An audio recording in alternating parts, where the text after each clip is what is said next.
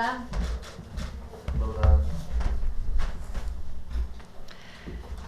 Prijazen pozdrav vsem. Kot že pred časom z vidika CERN-a tudi danes sporočamo veselo novico, da smo s strani vlade potrdili pridružitveni sporazum ESI. Tako povezujemo izobraževanje, znanost in gospodarstvo, kar z dvema odličnima znanstveno-gospodarsko zelo močnima institucijama in korakamo naprej tudi v povezovanju vseh zainteresiranih deležnikov znotraj Slovenije v skupnih nastopih ali samostojnih nastopih, bodisi znotraj CERN-a ali ESE, mednarodno oziroma globalno. Obe ministrstvi tako vzpostavljata tudi informacijsko platformo, pripravljata tudi skupne informacijske podlage za to, da bodo ti zainteresirani deležniki kar se da aktualno in tudi seveda ustrezno obveščeni o tem, kaj se dogaja v obeh institucijah, kje se vidijo priložnosti. Priložnosti so tako znanstvene, izobraževalne kot seveda gospodarske. In ker smo si na obeh ministrstvih zadali, da približujemo izobraževanje, znanost in gospodarstvo v številnih korakih, je tudi ta eden ključnih, še posebej mednarodno označenih in še posebej tudi nova priložnost za marsikoga, ki se ukvarja bodisi z visoko tehnologijo, bodisi z novo znanstveno odličnostjo ali seveda tudi izobraževalnim delom, ki ga nudita tako CERN kot ESA. Z vidika CERN-a pridružitveni sporazum, dejanski podpis je predviden ob koncu leta, mora pa ratificirati ta sporazum tudi slovenski parlament.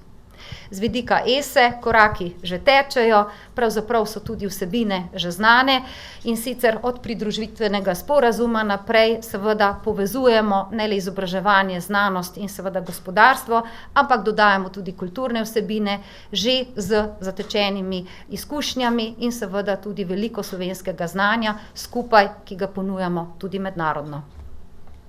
Hvala, kakšno vprašanje na to temo, ministrici? Ne, če ne, hvala lepa. Najlepša hvala. Ministra za gospodarstvo. Ja, lep pozdrav tudi v mojem imenu. Z ministrico Brenčičevo danes podpisujemo ta sporazum o sodelovanju pri pridruženem članstvu v ESI in pa v CERN-u. To je za slovensko gospodarstvo in za slovensko znanstveno-raziskovalno sfero zelo pomembna zadeva. Verjamem, da bomo skupaj lažje izkoristili vse možnosti pridobivanja koristi za eno in za drugo, se pravi za gospodarstvo in pa za znanost. Mi smo 5. julija letos že podpisali pridružitveni sporazum k ESI, prej smo bili samo sodelujoča članica. Imamo pač končni cilj, da postanemo polnopravni člani ESE in s pridružitvenim članstvom omogočamo našemu gospodarstvu, da res enakopravno sodeluje v visoko zahtevnih tehnoloških programih ESE. Sam sporazum bomo ratificirali v našem sporazumu konec novembra, začetku decembra letos, tako da smatram, da je s tem našim prvim korakom narejen pomemben korak v smeri povezovanja našega gospodarstva v ta vesoljski program.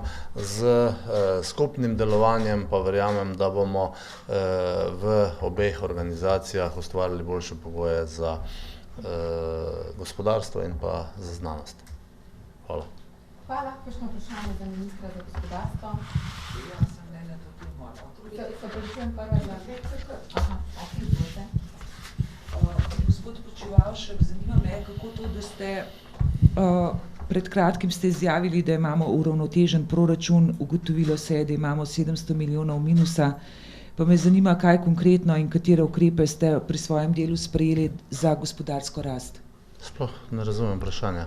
Pred kratkim ste izjavili, da imamo uravnotežen proračun, izkazalo se je, da je kar 700 milijonov minusa, kako to komentirate, pa če mi lahko naštejete vsaj 3 konkretne ukrepe, s katerimi ste povečali gospodarsko rast.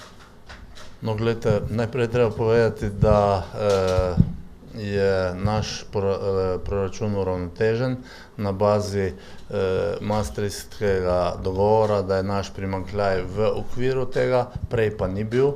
In izjava se nanaša na to, da pač je proračun zbalansiran tudi iz naslova primanjkljaja in pa gospodarske rasti, ki jo imamo. 3 ukrepe, ki smo jih pa izvedli za to, da imamo to gospodarsko rast, pa lahko naštejem, oziroma najprej moram povedati, da smo gospodarstvo v tem 2-letnem obdobju omogočili, da je poslovalo brez dodatnih obremenitev, pa lahko spet naštejem znotraj tega okoljske dajatve in ostale zadeve. 3 glavni ukrepi so pa, eni so dokončani, eni ne. Zmanjšanje administrativnih ovir. Od 1. julija letos je štartal program MSP test, se pravi test za mala in srednja podjetja. Vsak predpis vlade stestiramo z vidika vpliva na malo gospodarstvo.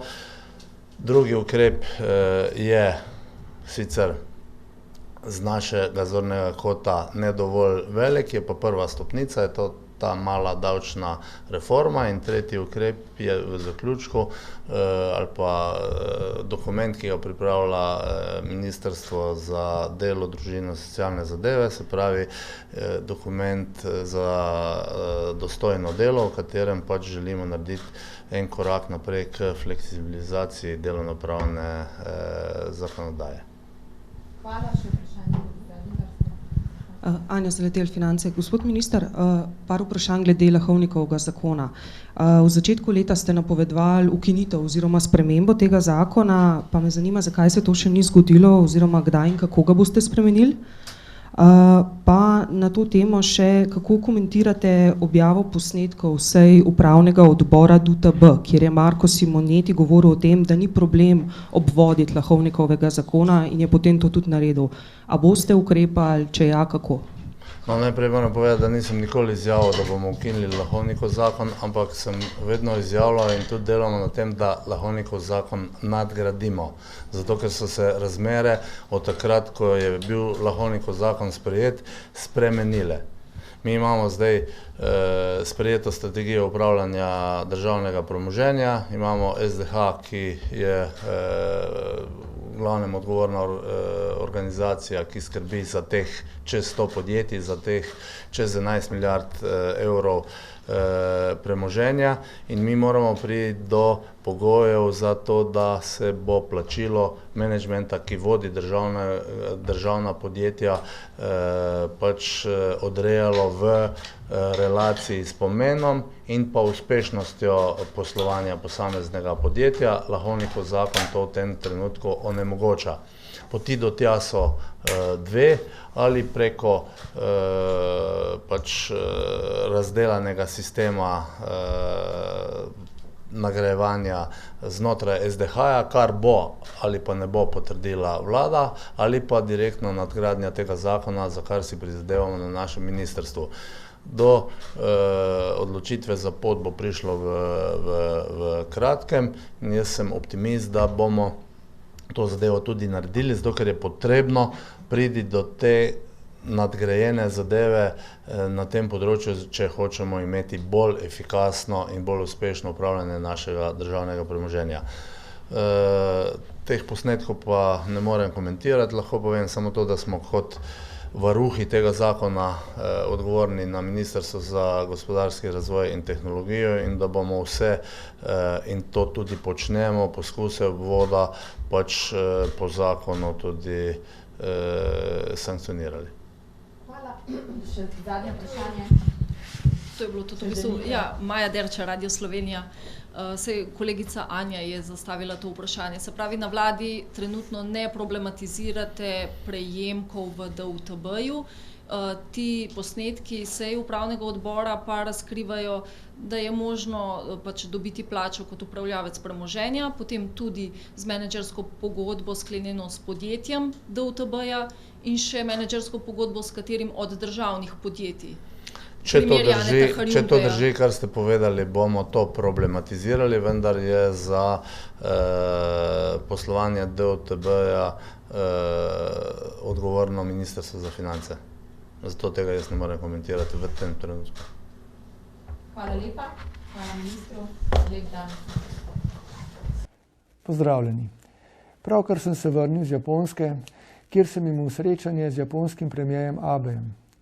In če tudi od prejšnjega srečanja na ravni predsednikov vlad minilo že več kot 8 let, sva lahko znova potrdila prijateljske in odlične politične odnose med državama. Toda sam sem si z obiskom zadal še več. In sicer predstaviti Slovenijo kot moderno, odprto, inovativno in v prihodnost usmerjeno državo.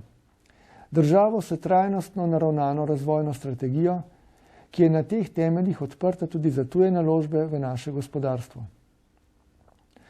Tako sem opravil številne pogovore s predstavniki različnih japonskih podjetij. Seznanil sem jih z investicijskimi priložnostmi pri nas.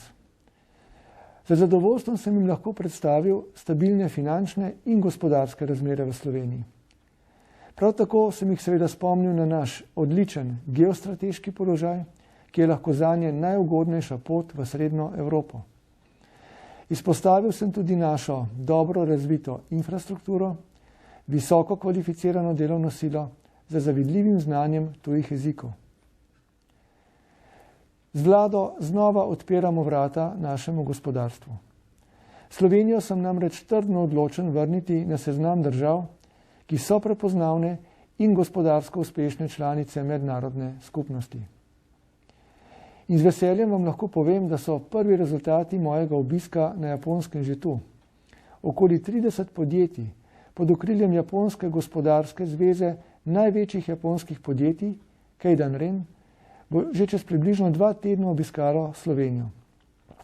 Tukaj se bodo lahko tudi neposredno prepričali v naše primerjalne prednosti ter poslovne priložnosti.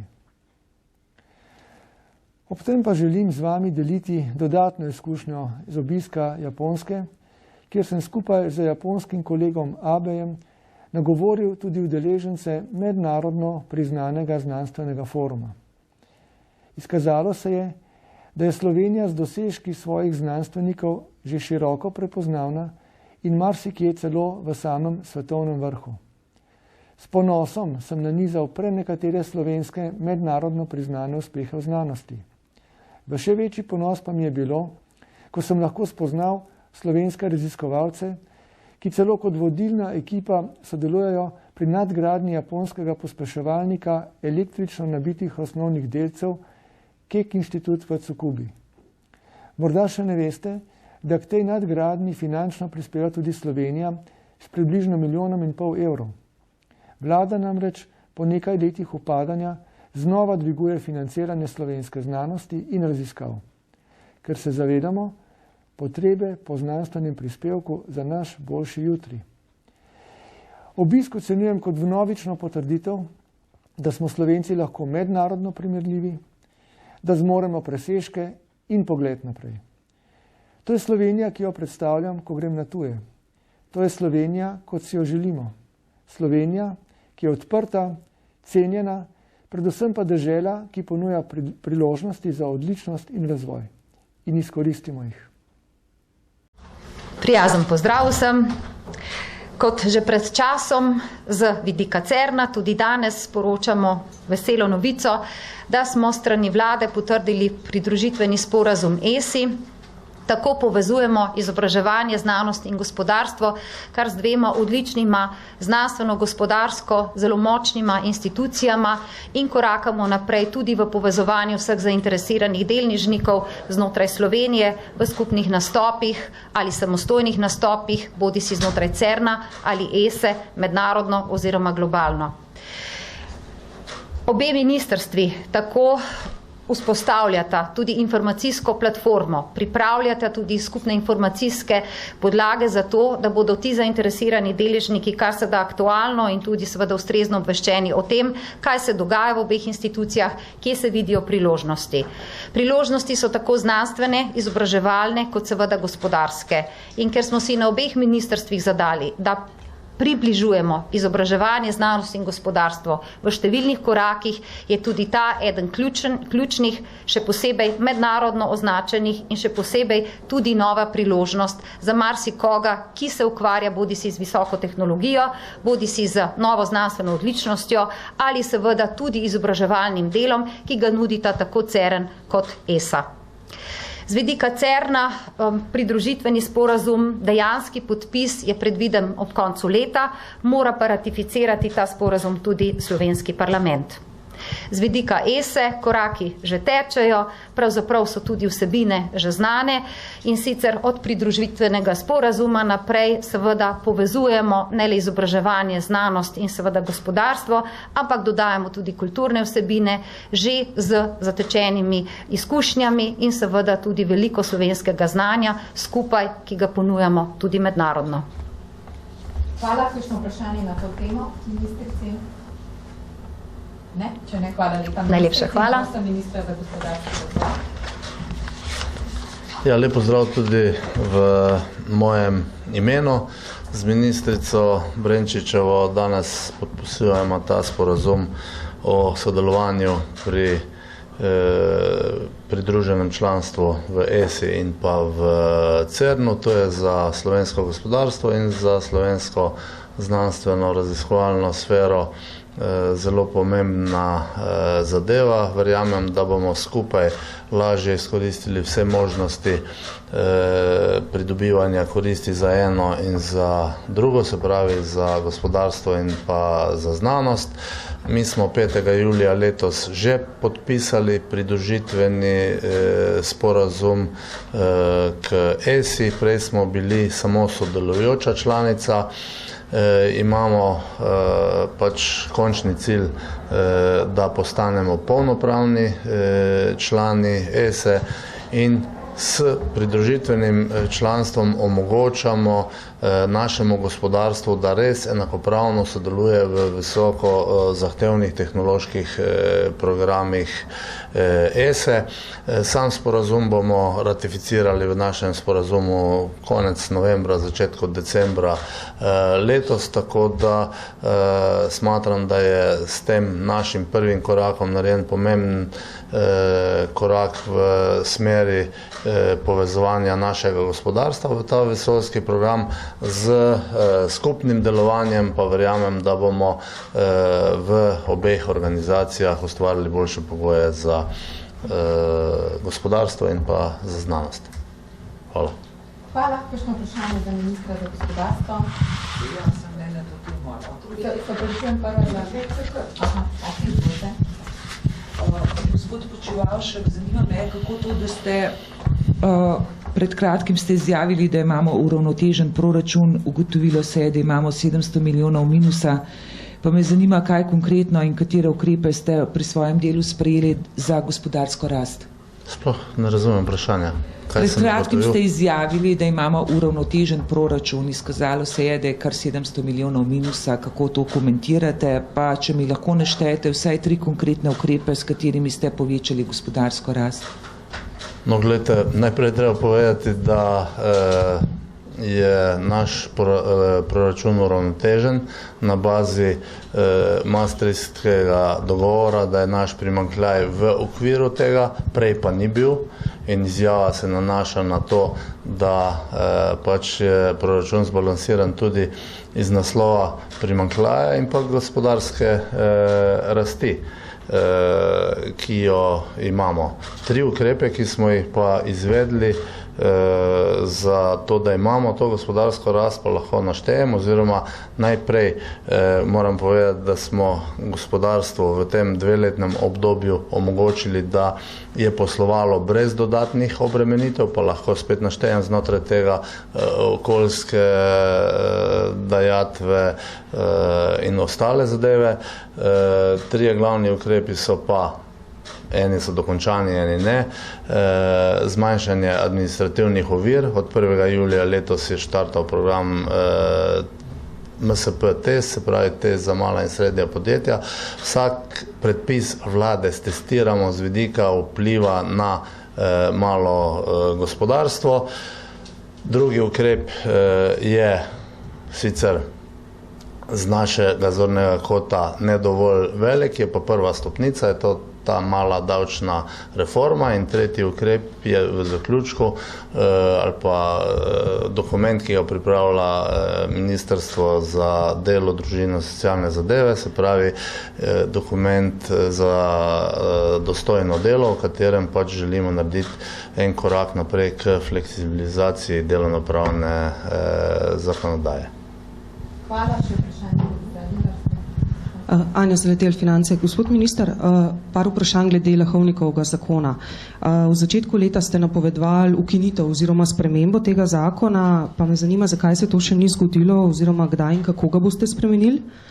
Pa na to temo še, kako komentirate objavo posnetkov sej upravnega odbora DUTB, kjer je Marko Simoneti govoril o tem, da ni problem obvoditi Lahovnikovega zakona in je potem to tudi naredil. A boste ukrepali, če ja, kako? No, najprej moram povedati, da nisem nikoli izjavil, da bomo ukinili Lahovnikov zakon, ampak sem vedno izjavljal in tudi delamo na tem, da Lahovnikov zakon nadgradimo. Zato, ker so se razmere od takrat, ko je bil Lahovnikov zakon sprejet, spremenile. Mi imamo zdaj sprejeto strategijo upravljanja državnega premoženja, imamo SDH, ki je v glavnem odgovorna organizacija, ki skrbi za teh čez 100 podjetij, za teh čez 11 milijard evrov premoženja, in mi moramo priti do pogojev za to, da se bo plačilo menedžmenta, ki vodi državna podjetja, pač odrejalo v relaciji s pomenom in pa uspešnostjo poslovanja posameznega podjetja. Lahovnikov zakon to v tem trenutku onemogoča. Poti do tja so dve, ali preko pač razdelanega sistema nagrajevanja znotraj SDH-ja, kar bo ali pa ne bo potrdila vlada, ali pa direktno nadgradnja tega zakona, za kar si prizadevamo na našem ministrstvu. Do odločitve za pot bo prišlo v kratkem in jaz sem optimist, da bomo to zadevo tudi naredili, zato ker je potrebno priti do te nadgrajene zadeve na tem področju, če hočemo imeti bolj efikasno in bolj uspešno upravljanje našega državnega premoženja. Teh posnetkov pa ne morem komentirati, lahko povem samo to, da smo kot varuhi tega zakona odgovorni na Ministrstvo za gospodarski razvoj in tehnologijo in da bomo vse, in to tudi počnemo, poskuse obvoda pač po zakonu tudi sankcionirali. Hvala. Še zadnje vprašanje. To je bilo tudi v bistvu, ja, Maja Derča, Radio Slovenija. Sej kolegica Anja je zastavila to vprašanje. Se pravi, na vladi trenutno ne problematizirate prejemkov v DUTB-ju. Ti posnetki sej upravnega odbora pa razkrivajo, da je možno pač dobiti plačo kot upravljavec premoženja, potem tudi z menedžersko pogodbo sklenjeno s podjetjem DUTB-ja in še menedžersko pogodbo s katerim od državnih podjetij. Če to drži, kar ste povedali, bomo to problematizirali, vendar je za poslovanje DUTB-ja odgovorno Ministrstvo za finance. Zato tega jaz ne morem komentirati v tem trenutku. Hvala lepa. Hvala ministru. Lep dan.